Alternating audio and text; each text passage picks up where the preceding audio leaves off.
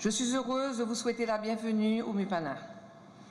Bienvenue à la séance d'ouverture de cet atelier de conservation du patrimoine culturel et gestion des risques et catastrophes. La conservation du patrimoine culturel par rapport au risque des catastrophes est une problématique qui interpelle chacun, compte tenu de la position géographique de notre pays et la nature de son sol. L'enjeu se justifie par le fait que le patrimoine culturel d'un peuple constitue le pilier de son identité. Il importe de le préserver de toute dégradation et de perte. En tant qu'institution culturelle, gardienne de la mémoire nationale, le Musée du Panthéon national haïtien applaudit cette initiative de l'UNESCO et de l'ICOM Haïti. C'est une opportunité d'échange et surtout d'apprentissage pour les professionnels de la culture, afin qu'ils puissent être aptes à sauvegarder les éléments du patrimoine de la destruction et du trafic illicite des biens culturels.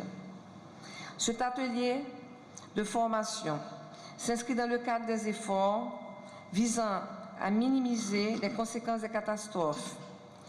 Puisse-t-il porter ses fruits et que notre patrimoine culturel en bénéficie. Bonne participation à tous et bonne semaine. Quelques mots peut-être sur l'origine de cette démarche et la raison pour laquelle on a monté cet atelier. Je dirais que c'est d'abord une réponse à une demande forte des institutions haïtiennes de tirer des enseignements des opérations de sauvetage qui ont été conduites après le séisme, mais surtout, au-delà de ça, de regarder vers l'avenir et de construire un système de prévention des risques sur le patrimoine culturel. Alors je crois que cette volonté de regarder vers l'avenir, elle est aujourd'hui très partagée par les institutions et la société civile haïtienne. On a cette semaine un autre événement de grande importance, le Forum urbain national Construire la ville. C'est une toute autre thématique puisque c'est une réflexion sur la reconstruction et le Port-au-Prince de demain. Mais je crois qu'on est un petit peu dans la même philosophie, le même état d'esprit, c'est-à-dire tirer des enseignements de ce qui a été fait et construire aujourd'hui les conditions de la résilience, renforcer les capacités de réponse, réduire la vulnérabilité, renforcer les capacités des institutions pour faire face à des éventuels risques à venir.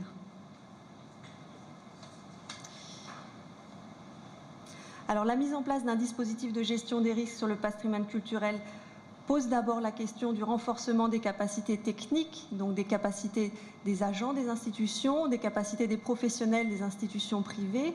Et c'est là l'un des objectifs de l'atelier, dans les contenus que nous allons vous décrire un petit peu plus tard.